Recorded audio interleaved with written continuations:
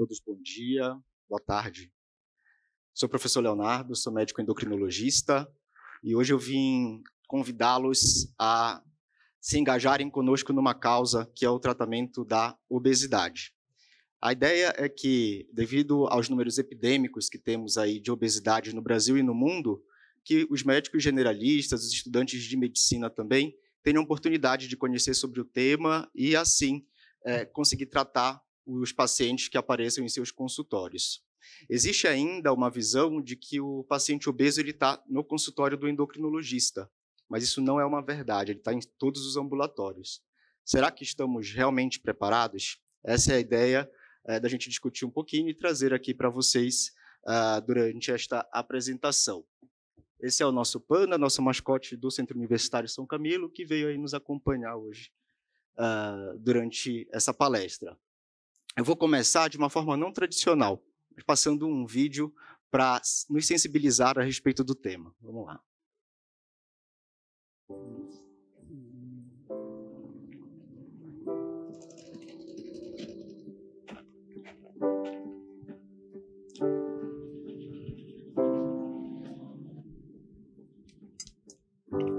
Why does life sometimes feel so wrong? Like running in circles and you don't belong. I always knew that this day would come. It's time to break free, meet me on the run. But what am I running from? And I look up to the open sky, hopes in my heart, dreams in my eyes. Will I ever make it right this time? And all I can do, and all I can do is try.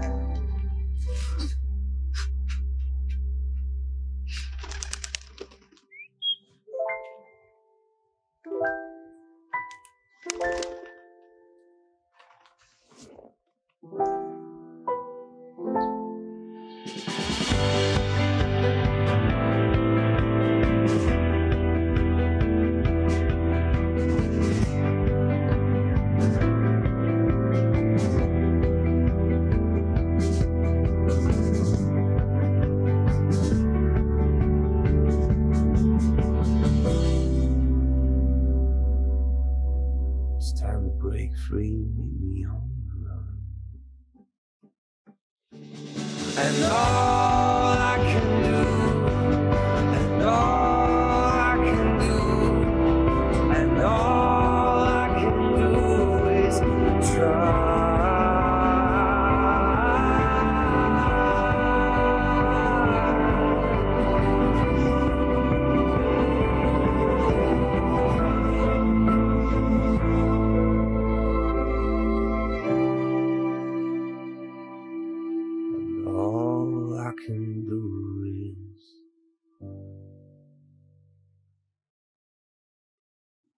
Esse é um vídeo de uma rede de supermercados do leste europeu e eles sempre lutam por causas sociais e políticas. Para vocês terem noção, essa mesma rede de mercados fez uma campanha contra a xenofobia nas cidades em que eles atuam e, naquele momento, para conscientizar a população, por exemplo, eles tiraram todos os produtos de origem estrangeira àquele país, e muitas prateleiras ficaram vazias sobre vários produtos, mostrando a necessidade realmente da globalização aí, e da troca entre os povos. Então, uma rede bem legal de mercados. E eu trouxe esse vídeo que, apesar de curto, ele exemplifica bastante coisa para a gente.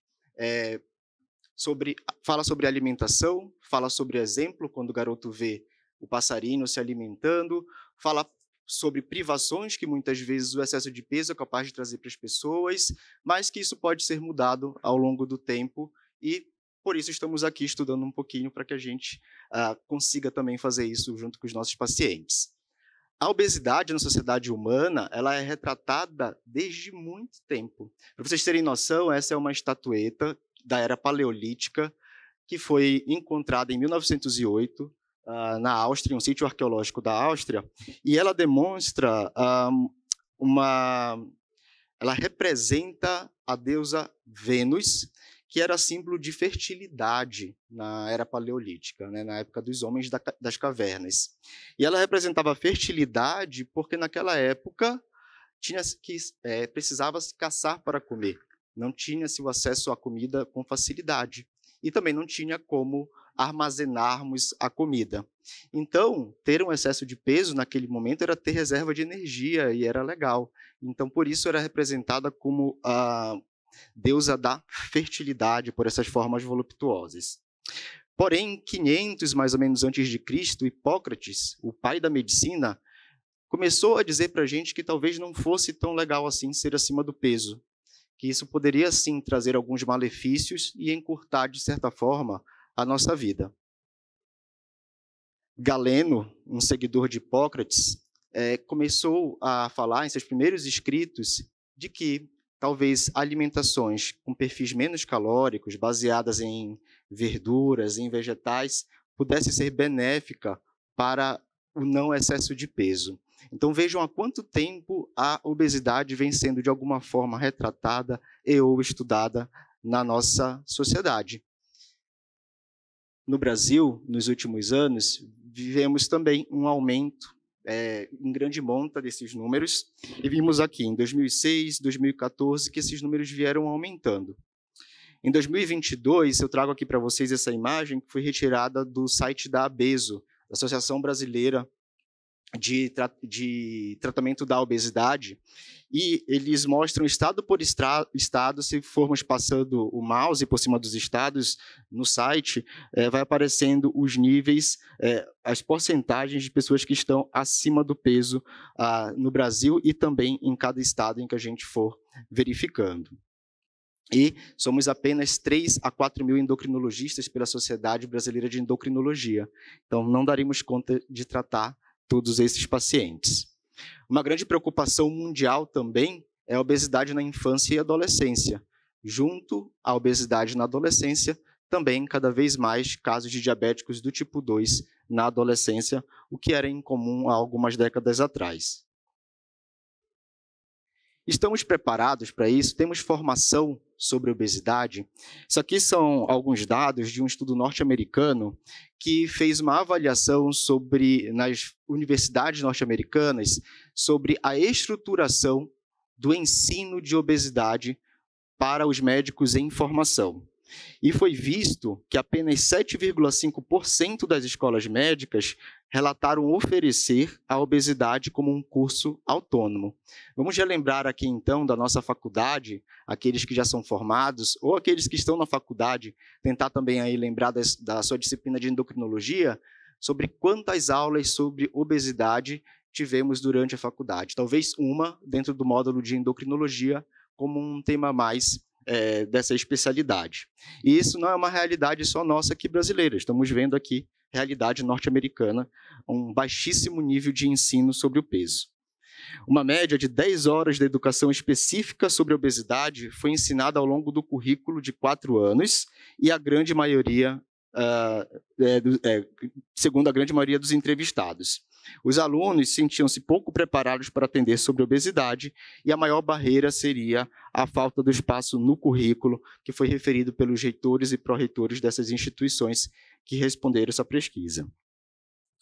Mas que estratégias, então, temos para fazer isso de fato, mão na massa, na prática? Como podemos abordar o paciente obeso? Nós, como médicos generalistas, como médicos clínicos, o que podemos fazer?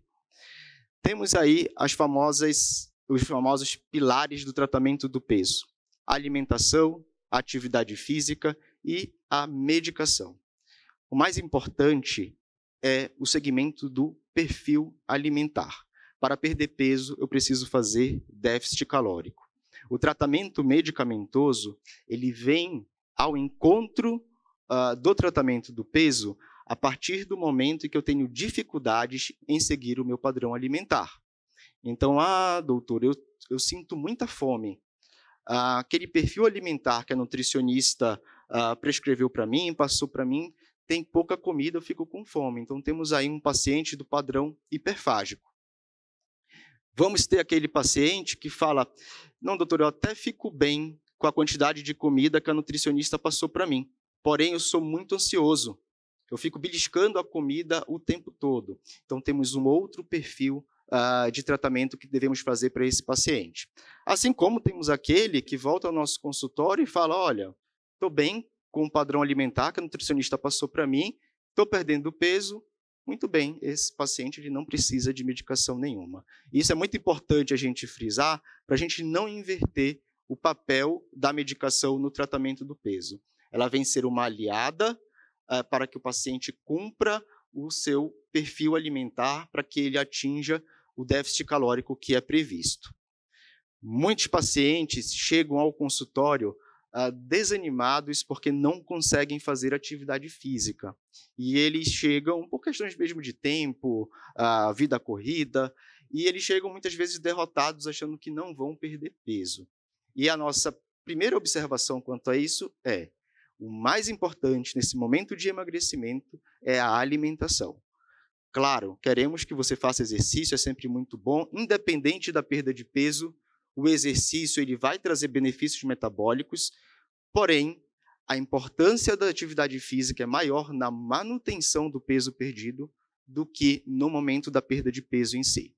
Então, talvez, naquele primeiro momento, o que vale a pena é inserindo pílulas para esse paciente e começando aos poucos a fazer atividade física. A partir do momento que ele consegue também perder peso, ele se sente mais motivado a ir para o exercício, ele começa a fazer exercício com mais facilidade, e isso acaba sendo agregado a médio prazo, se ele não conseguiu a curto prazo no seu tratamento. Então, esses são os 3 pilares fundamentais e a gente vai manejando ao longo do tratamento esses pilares de acordo com a resposta do paciente.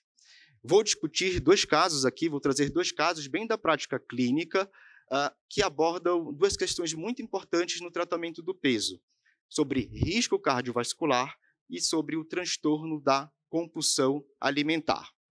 Risco cardiovascular. Nos últimos anos, todas as medicações lançadas para o tratamento do peso, isso sempre imaginando que esse paciente já está em segmento de um perfil nutricional personalizado para ele, que ele conseguiu esse acesso ao nutricionista. A gente sabe que, às vezes, na rede básica de saúde também não é tão simples, mas imaginando que ele já esteja com esse perfil alimentar, e ele chega com dificuldade em seguir esse perfil alimentar. Temos algumas opções de medicação. E nos últimos anos, todas as medicações lançadas para o tratamento do peso, elas têm que obrigatoriamente serem estudadas para saber se são seguras para o paciente. Seguras do ponto de vista cardiovascular e seguras do ponto de vista psiquiátrico. Nós não queremos que o paciente perca peso, mas que encurtemos a sobrevida dele do ponto de vista cardiovascular por um efeito adverso dessa medicação. Então, são 2 pontos aqui muito importantes que a gente vai tocar, e eu trouxe isso através de exemplificação bem prática do dia a dia nos próximos casos que eu vou falar. Então, nesse primeiro caso clínico, temos o senhor Paulo, de 63 anos, médico ortopedista, que refere a obesidade desde a adolescência. Fez vários tratamentos medicamentosos prévios, com perda e reganho de peso. Refere que seu colega de plantão usa sibutramina e está perdendo peso. Sugeriu que ele também use a medicação. Vemos verdades aí, né? Médico muitas vezes não vai ao outro consultório para se tratar e acaba se automedicando muitas vezes, né? Antecedentes pessoais. Paulo é diabético do tipo 2, teve infarto há 3 anos, tem revascularização, hipertenso e dislipidêmico. Faz uso atual de glifage, rosuvastatina, atenolol, enalapril, que é o combo do paciente pós-infarto agudo do miocárdio, com antilipemiante, com antihipertensivo. Ao exame físico, o Paulo tem um IMC de 35,66, né, uma obesidade aí do grau 2, pressão arterial 150/60 e sem outras alterações ao exame físico. Será que a sibutramina é a melhor escolha terapêutica para esse paciente? Ou será que a sibutramina ela não serve para ninguém, na verdade, e a gente pode demonizá-la e extingui-la do mercado? Quais drogas são proscritas no paciente com histórico de doença cardiovascular? Essa é uma preocupação e uma obrigatoriedade, como eu falei, de ser avaliado, de ser verificado em qualquer molécula que seja lançada para o tratamento do peso. Há medicações elegíveis para pacientes com doença cardiovascular prévia? Por quê? Se sim, por quê? Se não, por quê também? A sibutramina é uma boa medicação para o Paulo? Então, eu trago aqui, para a gente obter essa resposta, um estudo clássico na endocrinologia, que é o estudo SCOUT, e ele avaliou sobre o risco cardiovascular dos pacientes em uso de sibutramina, que foi publicado em 2010. É um estudo clássico, até hoje, muito bem avaliado, e dele surgiram várias polêmicas e surgiram estratégias de lançamento de medicações que temos e fazemos até a atualidade. O estudo SCOUT ele foi um estudo multicêntrico, e ele queria avaliar os benefícios da perda de peso e desfecho cardiovascular em pacientes com alto risco cardiovascular. Ele avaliou 9.000 pacientes com idade média de 63 anos, que tinham sobrepeso ou obesidade, na IMC, tinham sobrepeso ou obesidade, e que tinham tido eventos cardiovasculares prévios ou eram diabéticos do tipo 2, mais um fator de risco. Resumidamente, paciente de alto risco cardiovascular. Paciente com o perfil do ortopedista que nós estamos avaliando, com o Paulo. Será que foi benéfico ou não? E foi visto que, nesses pacientes, no grupo de pacientes que utilizaram a sibutramina, pacientes diabéticos do tipo 2 ou pacientes com alto risco cardiovascular, eles tiveram mais eventos cardiovasculares ao longo do tempo do que os pacientes do uso que usaram placebo. Ou seja, a sibutramina não deve ser utilizada em pacientes com alto risco cardiovascular.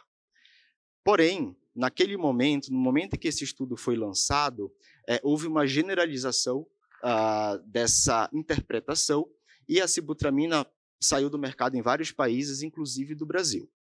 Estudos posteriores mostraram que não há aumento de risco cardiovascular em pacientes obesos que não sejam de alto risco cardiovascular. Então, a gente pode e deve utilizar naqueles pacientes que não apresentam vários fatores de risco ou cardiovasculares ou eventos prévios. Então, a gente precisa fazer essa diferenciação. E daqui fica a primeira grande dica, digamos assim, dessa aula. Paciente obeso, penso em fazer um tratamento medicamentoso para ele, eu tenho que fazer estratificação do risco cardiovascular. Para esse paciente, se eu for por uma medicação, ele é de alto risco cardiovascular, eu posso abreviar os eventos cardiovasculares deles, enquanto que se eu for por outro caminho de medicações, eu posso aumentar a sobrevida desse paciente, independente da perda de peso. Então, paciente obeso, estratificação de risco cardiovascular, pode ser até pelas calculadoras, a gente tem da Sociedade Brasileira de Cardiologia, simples, de fácil uso, a gente usa no smartphone e é super tranquilo. Em contrapartida, trago aqui, mostrei o estudo SCOUT da sibutramina, trago aqui o estudo LEADER, que é o estudo da liraglutida. Ele avaliou 9.340 pacientes de alto risco cardiovascular. Eles tinham mais de 50 anos com evento prévio ou tinham mais de 60 anos com vários fatores de risco. Vejam que o perfil avaliado é bem parecido com o perfil avaliado no estudo SCOUT, no estudo da sibutramina, e é o perfil parecido do nosso ortopedista, do Paulo. E o que o estudo LEADER ele foi verificar? Ele foi verificar se os pacientes que utilizaram a liraglutida tinham mais mortes cardiovasculares, infarto não fatal ou AVC não fatal. E, como desfechos, obtivemos que os pacientes que utilizaram a liraglutida tiveram menos eventos cardiovasculares, morreram menos por causas cardiovasculares e morreram menos por qualquer outra causa. Quando foi avaliado mortalidade geral, o grupo que utilizou esta medicação teve maior sobrevida do que o grupo que utilizou o placebo. Vejam que, nesse momento, a única coisa que a liraglutida gostaria de demonstrar, ela se era segura para o paciente de alto risco cardiovascular. Porém, além de segurança, ela demonstrou que é benéfica e aumenta a sobrevida desse paciente se for utilizada durante o seu tratamento. Então, mostrando aqui de uma forma bem clara ao longo do tempo, da esquerda para a direita, vamos imaginar as semanas passando da esquerda para a direita. Na linha cinza, temos os pacientes que utilizaram placebo e na linha azul os pacientes que utilizaram liraglutida. Vemos que ao longo do tempo, à medida que o tempo passa, à medida que as semanas andam, os pacientes com liraglutida tiveram menos eventos cardiovasculares do que aqueles com o placebo. Quando avaliamos, mais uma vez, todas as causas de morte, ao longo do tempo também, os pacientes em uso de liraglutida morreram menos do que aqueles que utilizaram o placebo. Então, para esse caso clínico 1, a grande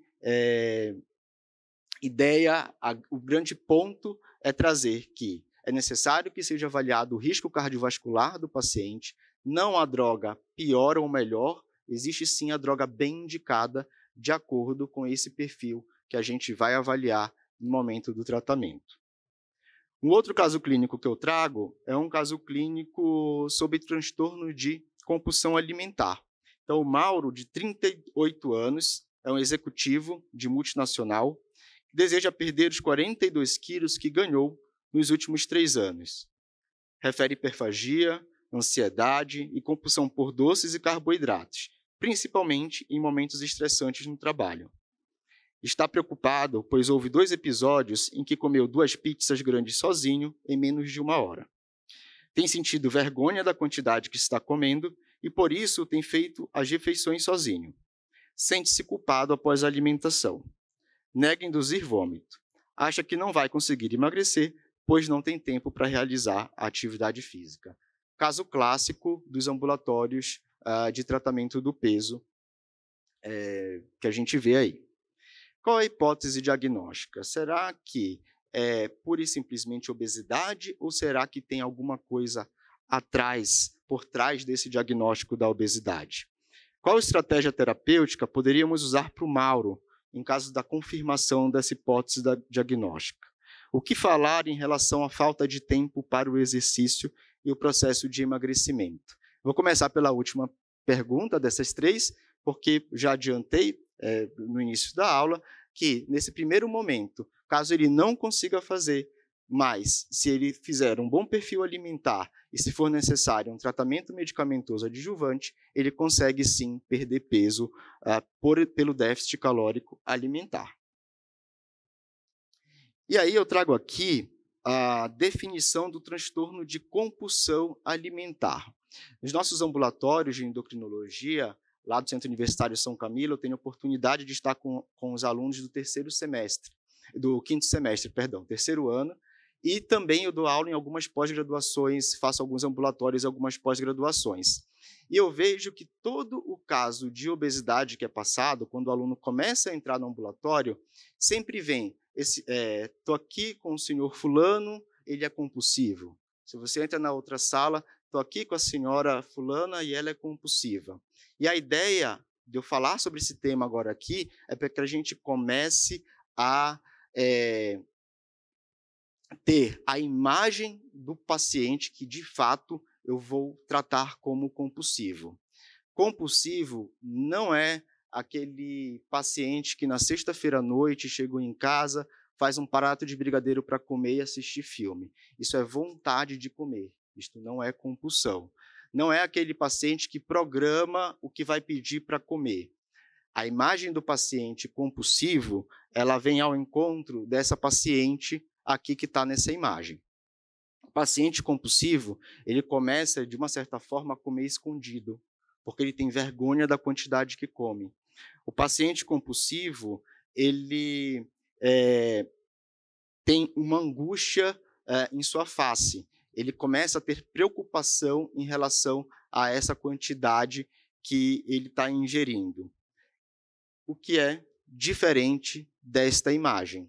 Esta imagem mostra alguém que está feliz comendo guloseimas, que provavelmente se programou para comer essas guloseimas. Ela tem vontade de comer. Tá? Então, isso é uma vontade. E o tratamento ele pode, por um lado, a vontade de comer. É o perfil ansioso, é o perfil beliscador, é o perfil que gosta de comer guloseimas, eu vou por esse lado, o que é diferente da imagem anterior. O último congresso de obesidade, como o último congresso brasileiro de obesidade, a gente chamou muito a nossa atenção que, na verdade, foi quase um congresso de psiquiatria, pelo tanto que os transtornos alimentares estão presentes na nossa população. Na mesa anterior, até um dos colegas começou a falar a respeito disso também, né, que a gente tem que detectar as doenças psiquiátricas, porque muitas vezes o transtorno alimentar ele é um braço de uma doença psiquiátrica maior. Então, do Congresso Brasileiro de Obesidade, o que ficou de informação para a gente? O que os psiquiatras falaram para a gente? Vocês que tratam obesidade, façam um diagnóstico de transtorno de compulsão alimentar. Por trás desse diagnóstico, tem transtornos psiquiátricos maiores e esse paciente precisa de tratamento. Só que esse paciente, muitas vezes, ele não vai ao psiquiatra. Ele tenta, na verdade, perder peso, né? Então, muitas vezes vai ao endócrino ou, às vezes, é o paciente que está no consultório clínico, no ambulatório clínico, para tentar perder peso. Tá? Então, fica aqui essa mensagem que precisamos fazer esse diagnóstico, porque tem tratamento específico. Veja que o transtorno da compulsão alimentar ele é um marcador de transtorno psiquiátrico. E olha a prevalência, 0,7% a 4% da população geral. Se a gente pegar a população de São Paulo, 11 milhões de habitantes em média, a gente vai ver que temos sim muitos pacientes com transtorno de compulsão alimentar. Ele é o transtorno alimentar mais prevalente na população geral. É mais prevalente em mulheres e quanto maior é a faixa de peso do paciente, maior de um grupo, maior é a prevalência do transtorno de compulsão alimentar nesse grupo. Ou seja, eu vou ter mais pacientes com compulsão alimentar dentre os obesos grau 3 do que dentre os obesos grau 1. Tá? Então, quanto maior a faixa, maior é a prevalência também da obesidade. E aí, eu deixo aqui também uma sugestão que eu costumo falar para os alunos no ambulatório. Muitas vezes a gente tem dúvida, nossa, é uma história, o paciente compulsivo ele tem uma história que chama um pouquinho a atenção, uma história diferente. É uma história que realmente traz uma angústia maior, é um paciente que chega mais angustiado ao consultório. E eu digo assim, está com dúvida, acha que o paciente pode ter transtorno de compulsão alimentar?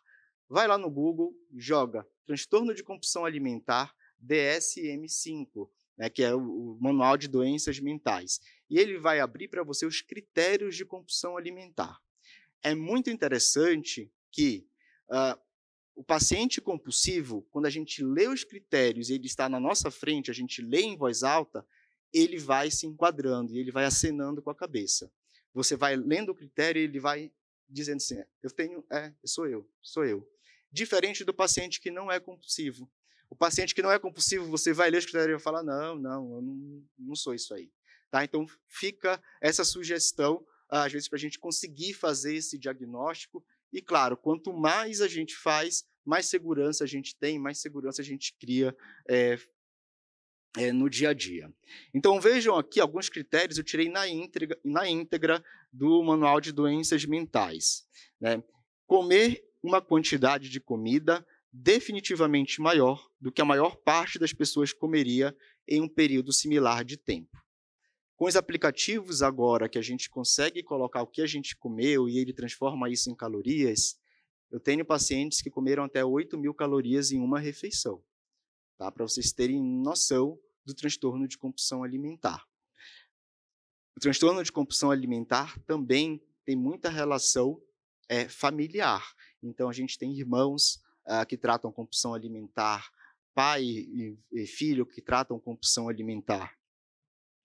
Sensação de falta de controle sobre a ingestão durante o episódio. Sentir que não consegue parar de comer ou que não consegue controlar o que ou o quanto se está comendo. E isso, essa sensação de falta de controle, é que traz a angústia para o paciente. O paciente compulsivo não necessariamente se programa para comer. E não necessariamente ele vai atrás da guloseima. Ele, quando está num episódio de compulsão, ele vai comer o que achar na frente dele. Muitas vezes alimentos que nem combinam entre si. Então, não é premeditado, digamos assim. Não é algo que ele se prepare para fazer. Para eu dizer que um paciente é compulsivo, ele tem que ter pelo menos 3 indicadores de perda de controle. Comer mais rápido que o normal, comer até sentir-se cheio, muitas vezes até se sentir mal. Então, ele para pelo mal-estar abdominal e não pela mente em si. Comer grandes quantidades, mesmo sem fome. Comer escondido, sentir repulsa por si. Muitas vezes fica deprimido após o episódio. Então, esses todos são critérios do DSM-5 que eu retirei na íntegra, tá, pessoal? Ele tem um marcante desconforto relacionado ao episódio. E ele tem episódios pelo menos uma vez por semana nos últimos 3 meses. Quanto mais episódios em uma semana, maior é a gravidade da compulsão alimentar. Então, ela pode ser leve, moderada ou grave também. E aí, como é que a gente vai tratar? Então, uma vez que eu considero esse paciente com transtorno de compulsão alimentar, eu tenho tratamentos específicos validados para ele, que vão diferir muitas vezes de outros tratamentos para outros perfis de paciente.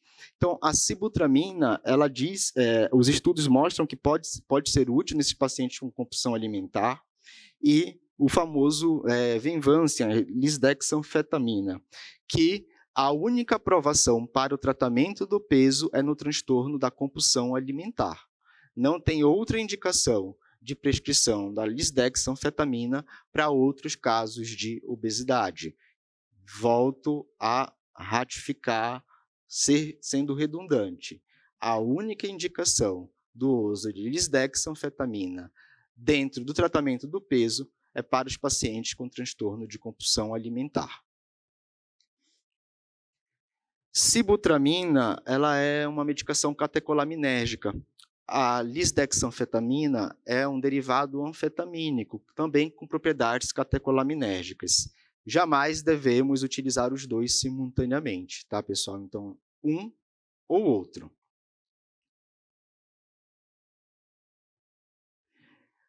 Todas as medicações catecolamínérgicas, elas serão contraindicadas em pacientes cardiopatas, pacientes hipertensos, sobretudo que não estejam bem controlados, pacientes com hipertireoidismo, pacientes que estejam muito ansiosos, tensos ou agitados, já vou falar sobre isso, pacientes com história de abuso de drogas ou que tomam ou tomaram inibidores da monoaminoxidase nas últimas semanas.